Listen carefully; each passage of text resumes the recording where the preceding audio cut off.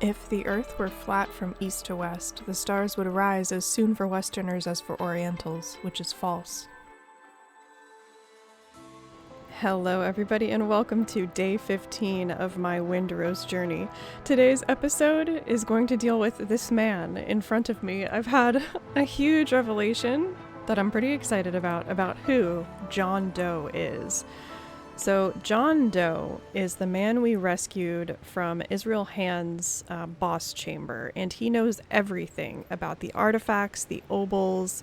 Obols were of Greek origin. Have you ever talked to John and asked him questions? There was a period of time I thought he was Blackbeard. You never plan far enough. I don't think he's Blackbeard. Let's ask him a question and see what the first thing is you think of. How do you know so much about the obols? I read, Captain, a lot. They say it makes you smarter. Not always, mind. Take hands, for example, like a monkey lighting the powder keg it's sitting on. His command of Latin didn't make the slightest difference. Okay, so we've got a mention of Latin, ancient language, okay. My family once had a fine library until it burned down. Someday, I'll rebuild it. What is the first thing historically you think of when you think of a fine library being burned down? When you couple that with Greek obols, ancient languages, what comes to mind? The first thing that I thought of was the burning of the Library of Alexandria. I think we're talking to a member of the Ptolemaic dynasty. I think this man, John Doe, is ancient. I believe he is an ancient Greek, and I believe he knows how to live for a very long time, which is why he knows so much about this undead magic that Blackbeard is using. That's my theory. I think he is Ptolemy or from that era in Greek history. Let's also ask him one more thing. I hardly know anything about you. Okay, great. Now, here's important. I was a sailor, sailed from Gibraltar to the Black Sea, and worked my way up to captain. Gibraltar is in the Mediterranean area, right? Okay, so we already know he's from that part of the world. So I think going forward, I'm going to call this man an ancient Greek. Okay, so knowing that, we have to go take his advice and use some sacrifices on that altar that we couldn't read. Remember, he's the reason we can now read all of these ancient tablets, because remember, he knows a lot about all of these obols and even the languages that are out in the swamp, the Senkamani language. So anyway, I'm going to grab some croc tails and croc heads, and we are going to head to an altar that I have not been able to decipher up until this point. But what do you guys think of my theory? Do you think it's possible that he is an ancient Greek? Now, let me grab my tails and we'll get going. Okay, so we're on the way to the altar that I should be able to read now that I have John Doe's notes on the language. But I thought for a while that he was Blackbeard. Because remember when we fought Israel Hands, the idea was that there was some kind of big mutiny going on and that Israel Hands was unhappy and looking for the magic just like Blackbeard was. So I was thinking, what if Blackbeard is the guy who was trapped in Hands' boss chamber, right? That's originally what I was thinking. Then I had another thought. I thought he might be Alexander Excameline? The guy with the white tree with the red ribbon. So the guy who's writing all of these tales about, what do we have here? Oh, we have a plague hunter. I thought maybe he was the guy who's writing all of these tales about the exploits of Windrose, about everything that's going on in the game, or this game world. I thought maybe it was him. I was really betting that it was him. Oops, I didn't dodge that. I see, this is what happens when I get so excited about other things I'm digging into that I completely forget to dodge the red shiny icon. But anyway, to me, it would have completely made sense to be Alexander, simply because he writes books about the Pirate Age. He was actually a real figure. He wrote a book, something, Tales of Buccaneers or something on Buccaneers in the real world. So I thought, hey, it would make sense for someone like him to know a lot about this ancient magic because he's a writer and he researches. But then I asked John Doe a little bit more about himself, and now I'm on this kick about him being ancient Greek, and I think there's good merit to it. I mean, if you piece all of that information together, what other historic figure would come to mind other than someone from the ancient Greek period? Burning Library, it has to be Alexandria, right? Alexandria, the Library of Alexandria. It just has to be. So anyway, what I'm doing here is trying to... Ooh, dodge. Okay. I'm trying to figure out this sacrificial altar that's here because I'm hoping that maybe it could give us a little bit more information about... Oh, we've got 2 gators now. But I'm hoping it'll give us a little bit more information about John Doe. And of course, you guys know John Doe means someone unknown, that we don't know who he is. So I just need to make my way through these gators. These or crocs rather. These crocs are why I brought extra croc tails, and I brought a croc head as well, because if it's a sacrificial altar, I have a feeling we need to sacrifice something involving whatever we're fighting near it. And in one of his quest dialogues, he mentioned that the swamp people revered plague crocs, or just crocs in general. So, you know, if we have to make an offering, it's probably to them. Now, I'm going to try and just interact with this without talking to the crocs. So, an entire story is carved into the sides of the altar stone. Once upon a time, when gods still walked the earth, a priest of Itzeltek, the lord of the dead, had a beloved daughter. He gave her everything she desired, forbidding only one thing, to go near the sacred beasts. For they, like their god, were fierce of temper and did not welcome the living where the dead hold sway. But the girl was gnawed by curiosity. Sounds like me. One night she slipped away to the altar and lingered through the dark hours until the sky began to pale. When she returned home, a burning fever seized her at once. The priest could not save her. Long he mourned, until at last he chose to walk the road that leads into the realm of the dead in search of his child. Is this like a plague origin story? Before him stood the guardian of the last gate, a vast crocodile barring the way. The priest felled the beast,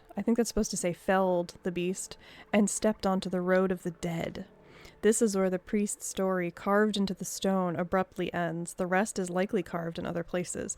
This is so interesting to me because it reminds me a lot of the River of Styx and the Greek mythology we have going on with the obols. Okay, make a copy for your journal.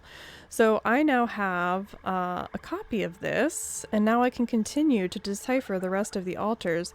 It says 0 out of 1, so I'm definitely supposed to loot something here. Speaking of loot, I am praying to Davy Jones. I'm praying to the sea that I get a blunderbuss. Please, Davy Jones, give me a blunderbuss so that I can send more souls down to you, because goodness knows when I get a blunderbuss, I'm going to go on a rampage. So anyway, I need to kill these crocs, I think, in order to do that. As you can see, I am still using the reliable pistol. It hits like a BB gun, but I'm working on finding a blunderbuss. I have no blunderbusses. I have gotten extremely unlucky with my looting of them.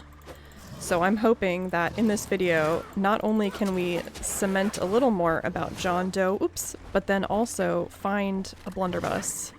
I hacked through what was left of the crocs, hoping that I would find a blunderbuss, but alas, it was not what I needed. I moved on to the next altar, hoping to find more out about the legend of the Lord of the Dead. Alright, we're continuing in search of legends. This is so cool, the parallel between the legend of a possible Ptolemaic dynasty member who has learned to manipulate these obols to stay alive, and then we've also got a legend of some kind of a plague manipulating god of the dead that we're also looking into. Now there's a third boss we have to fight, the priestess, and I'm wondering if this is all going to tie into her story. Oh no, we've got a plague croc. Truffle, help me out with this one.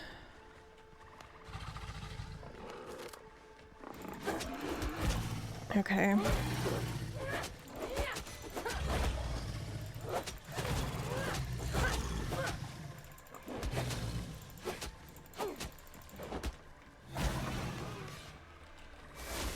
Nice. I love that. Okay, and we've got some tainted bile, which will help me craft better bullets, hopefully. You can take the plague wood and use the tainted bile from the plague crocs to craft the best bullets in the game at this point, I think. Anywho, this might be the altar I originally visited that I thought was the one I couldn't figure out, but I'm gonna just... Oop, I missed. We're just gonna keep going with these crocs here. And dodge. I found that you fight plague crocs in a very similar way that you fight regular crocs. They just had a little bit of extra armor that you had to chew through. But I did eventually make it to the altar and read the rest of the Lord of the Dead's story. Okay, I really want to figure out what this legend is all about. Let's see if we can sneak in here. Okay. The altar stone's sides bear carvings that continue the story of the priest of the Lord of the Dead. For a long time, the priest wandered the roads of the dead, searching for his daughter. At last, he saw her beneath the shade of a cotton tree, but she did not recognize her father. To restore the girl's memory, the priest dove into a deep black pool, seeking the fish that dwelt only in the bogs of Itzeltek. He roasted the catch over a cold fire and fed his daughter the pale flesh, and at once her memory returned to her. Rejoicing, the priest took the girl by the hand and led her toward the throne of Itzeltek to beg his god for mercy. This is where the priest's story, carved into the stone, abruptly ends. The rest is likely carved in other places. Okay, interesting. So I've now made a copy in my journal of that. Okay, let's see. Jokes of the Gods. Where else is this? Okay, so there's another sacrificial altar. Interesting. I didn't realize that all of the viewpoints I'd already visited and farmed for metal were actually altars. Had no idea, but this is a nice surprise. Let's see if we have to fight crocs at this one too. Yep. Alright, I'm gonna try and sneak in here and see how this goes. Don't need to be fighting all the crocs on the island again. I have more than enough hide at this stage. Let's see. We'll go for this one first.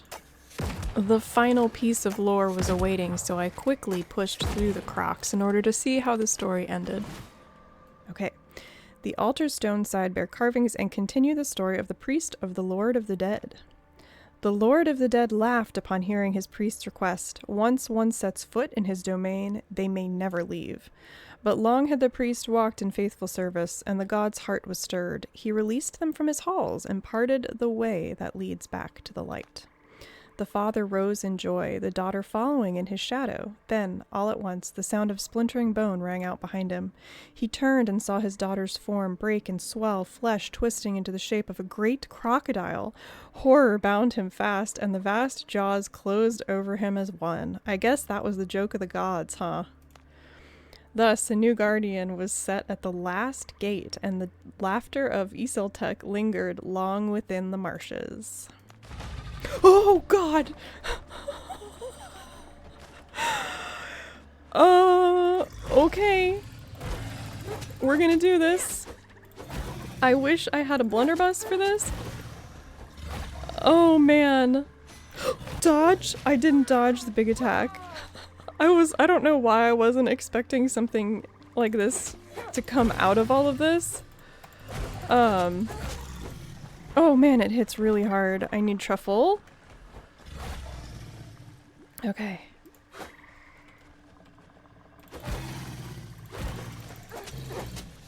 Okay. I'm gonna get out of there.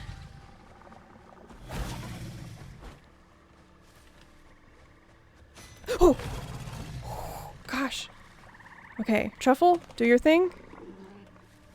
Make sure I'm healed up. Okay, this should definitely take some of the aggro off me for a second. Good job, Truffle. You're a star. Okay, the croc is down. give it a few bops with this. Dodge! And do that, and bop it. And there we go. Okay. Ooh, man. Quest completed. Jokes of the gods. I did not expect that this was gonna happen today, let me tell you that. Okay, so that's John's dictionary, which is what we've been using to, do all of this. But anyway. Okay, so we got the priest legend done.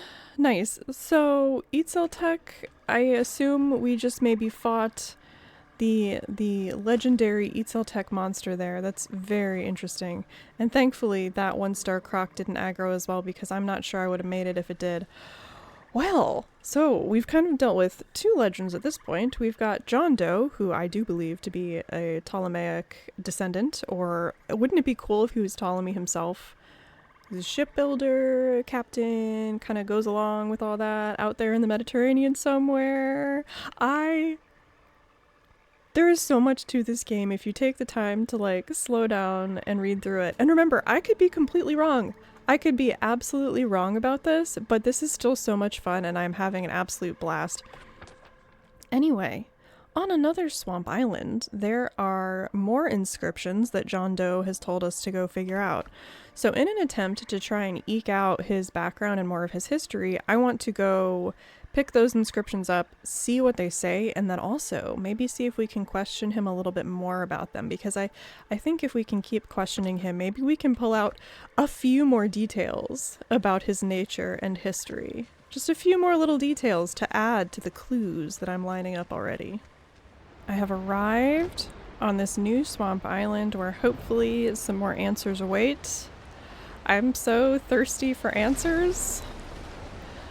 I cannot wait to see where the story goes. It's always fun to like speculate on little mysteries that might be revealed in future content patches regarding John Doe and if he could be an ancient Greek man.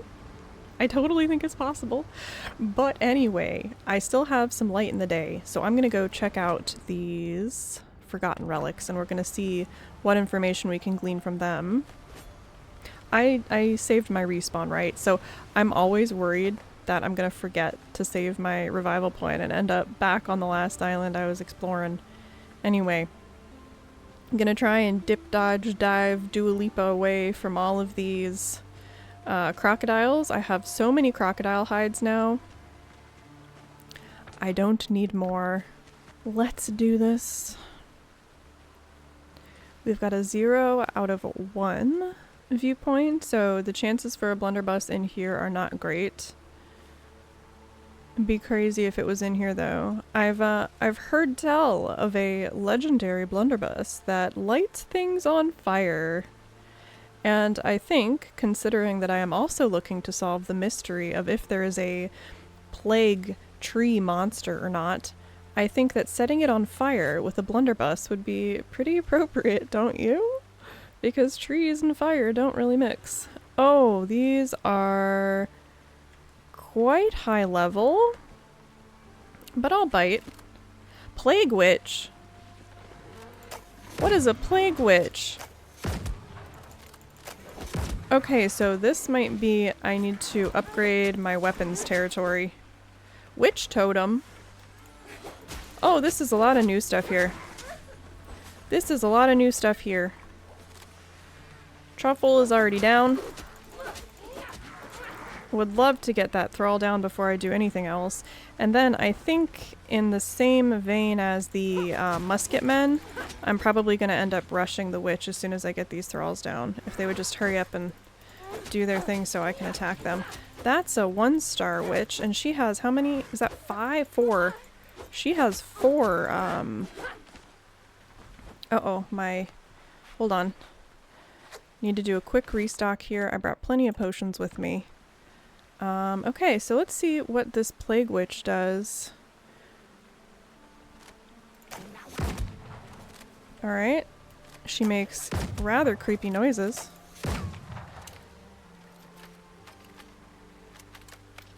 Does she attack? Oh, what was that? Okay. Okay, so she also does a melee attack along with whatever that purple puff of magic was. Very interesting. Now I wonder if I kill her, will her totem die as well? We're gonna find out. Oh, she's gonna do that again. Okay, gotta get out of that. I have no idea what it does when it hits you. But there. Okay. Okay, ancient incense burner, mysterious spice, tear of sorrow. Okay, now, is the totem still there? Unfortunately, I can't really see it. No. Alright, so when you take down a witch, the totem also goes down with it. Very interesting. Let's bust through here, and I bet there's going to be something in here that's going to try and attack me? No? Okay. Old skeleton. Nice, nice, nice. No blunderbuss, unfortunately. But we do have some clay tablets to read. The drawing on the wall is nearly done. Around the mural are neat rows of symbols, but they're barely visible under the layer of dirt and moss. You can't just tear a chunk out of the wall. You'll have to clean it off and copy the inscriptions onto paper. Just as John said, Ptolemy. The Sankamati language is easy enough to learn, though maybe it's the atmosphere of this place guiding you. The symbols slip easily into words and into meaning. 12 winters have passed since the day of great sorrow, yet my God has not returned. We offer the living heat of our blood and raise our prayers, yet they go unanswered.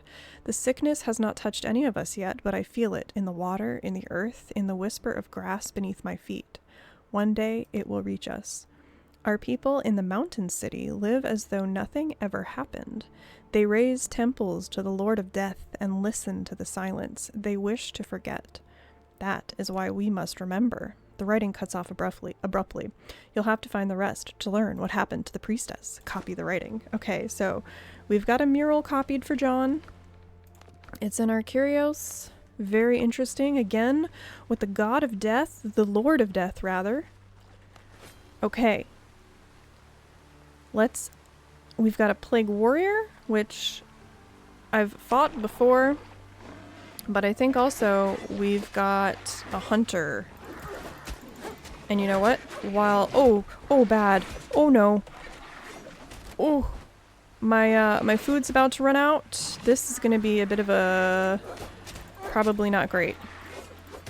If I can get between the hunter and these guys though, the hunter will actually hit them. So we're gonna see how that goes. I know I can take this guy on if I just hit my parries. Hopefully nothing creeps up behind me. Whoop, missed. Okay.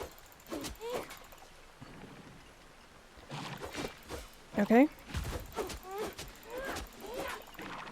Alright, he's knocked. Okay.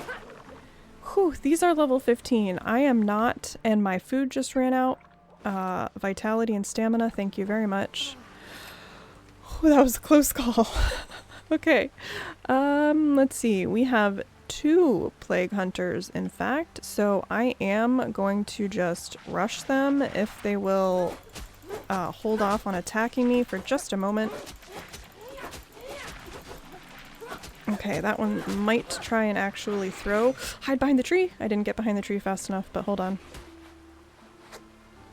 I love that you can actually use cover for these things. Where'd you go? I hear more creatures that concern me. I think they're trying to hit me from up there, but they can't see me. Oh, man, this is intense. I think after this episode, I'm gonna want to be upgrading my gear. Okay, so they've come from around the corner. Again, like clowns out of clown cars, the NPCs in this game show up. Oh, jeez. Okay, I didn't see it there. Let's hide behind this tree for a moment. It's 2 of them again. Okay. So, here we go. Let's see if we can get that one behind to hit the one in front. Let's see. Is it working? Nope. Got me. Oh my gosh, that's not fair. I was behind a tree. This is not good. I really need my potions to be back up before I finish this. Okay, now we can do this. I think it hurt so hard because it's a 2-star Plague Hunter. Okay. Oh, shoot. Okay. Should be able to get it down now. Wow. Was there another one? I don't see another one. Okay, so now we have to break down this wall. Oh, oh, oh, what was that? That hurt a lot. Truffle, help. Okay. And for some reason the environment is clearing and is not so nasty looking, which is really nice. Ooh, he was not happy with that. Okay. Dodge, please. Heal while Truffle is taking some of the aggro. I'm gonna go ahead and dodge and do this. Nice. A nice little block you got going on there. Come on. There we go. Alright. And his big stomp. The weight behind the Plague Hunter's block and then my character's movement backwards really impressed me as I made my way through the battle, although I didn't say as much because my mind was a little busy and focused on not getting slammed by his bigger shield attack. Shoot, please. Thank you. Okay. Other good news is that I'm going to have more than enough Quagmire powder now to forge that metal and upgrade the rest of my gear. Gear meaning my weapons.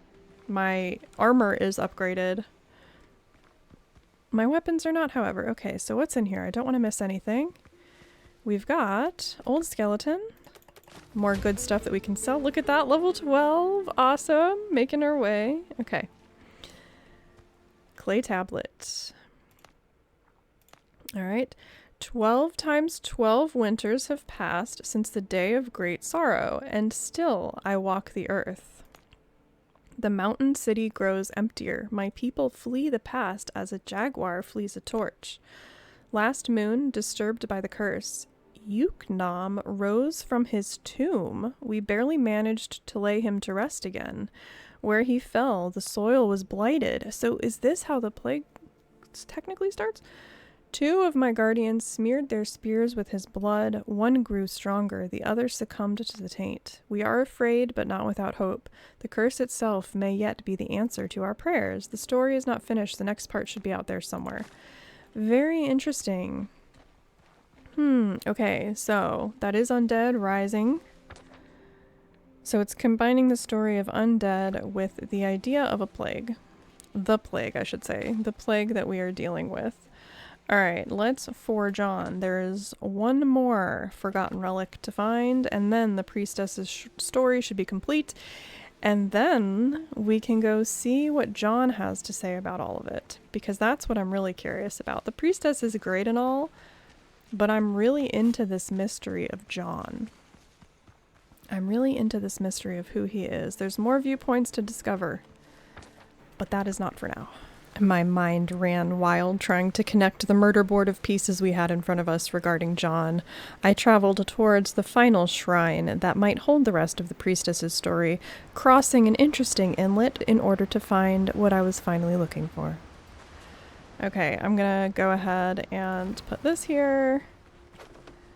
I think we've got some shipwrecks over here. Just keeping an eye out for things that might prove to be an issue. Okay. We are basically upon the final altar. I see a plague croc. What else? I'm probably gonna have to creep around this side to get in. Nighttime is also here, which is not my favorite. Guys, this is going to be 2 plague crocs at once, and I'm not sure I can do this. that would be 3 plague crocs at once. I'm gonna have to take this incredibly slow. Like, really, really slow. Oh no. This is, like, really bad. Okay. Well, let's see. What can I use to my advantage here? Definitely don't want to get stuck in there. Oh, this is gonna be so bad. So bad. I need that blunderbuss, and it's nighttime. Oh my gosh. If I get hit with just one of those, I'm done for. 4 crocodiles was simply too much. I didn't care how much the Sankamati revered crocodiles as gods. I decided to skirt around the side of the ruin and pull 2 of them apart so that I could try and take on those 2 rather than the double of 4. I can deal with this. I can deal with one of these at a time. Shoot. Just kidding? I do feel like I can deal with one.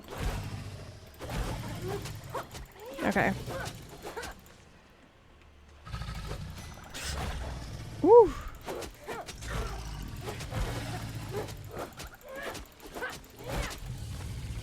Alright, that's one down. What a battle. And I am out of bandages, unfortunately. Okay, time to put on the increased critical damage by 30%. I'm gonna heal. Make sure I have all of my potions. I have not many potions left, so this is gonna be rough. I cleared the pesky plague thrall that decided it wanted to join in on the fun, as well as the 2 remaining plague crocs, and then opened up the temple so that I could finally read the final part of the priestess's story. Okay, that was a double parry. Shoot!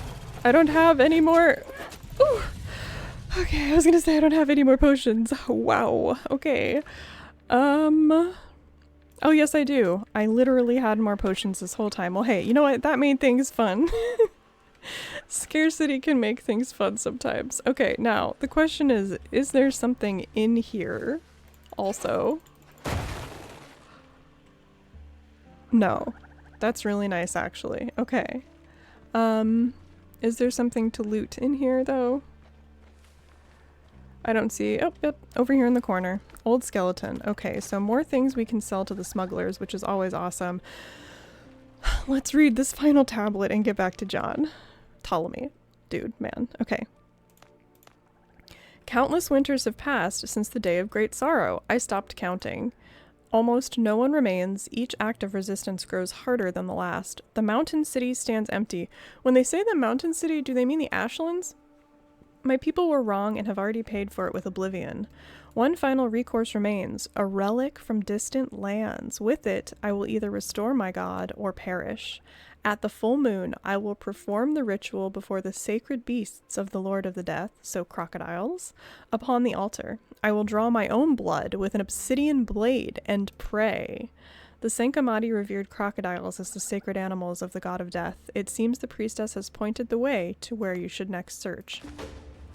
Okay, so we're not actually going to be bringing this back to John, but we're going to be continuing to search for relics, inspect the ritual site, probably cut our blood with an obsidian blade or something like that. Very interesting. Okay, the journey continues. So let's close this journey out for the day by talking to John and asking him a few more questions.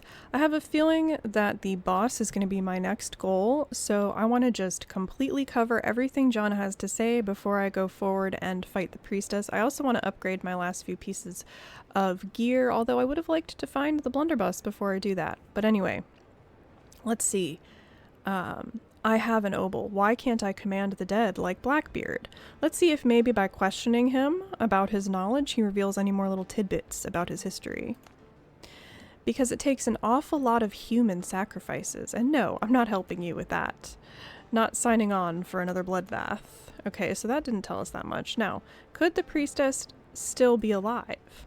Judging by the risen Sankamati we've already met, it's hard to call her existence life. But yes, I think she's still out there, in one of the ancient sanctuaries. If our search for the artifact leads us to her, don't count on a friendly chat. Okay, so he didn't reveal terribly much more about his history, about what we're going to be doing beyond fighting the priestess. But all of these ancient stories and tales are all culminating in finally finding her. So I think that's what I'm going to do in the next episode. I've really enjoyed digging into the not only history of what could possibly, of who could possibly be John Doe, but then also the lore behind Windrose's plague, priestess, lord of the death. This has been so much fun. This is what really is keeping me hooked in Windrose, is that the developers are leaving these breadcrumbs for us to follow if we want to. You can still have a completely enjoyable experience without following all these little breadcrumbs, but it has added so much to my journey. So who is this man? I guess we're just gonna have to wait and find out. I don't know if this will, like, as the story progresses and the content that we do have, that his identity will be revealed, but I really do think he is an ancient Greek captain from the Ptolemaic dynasty.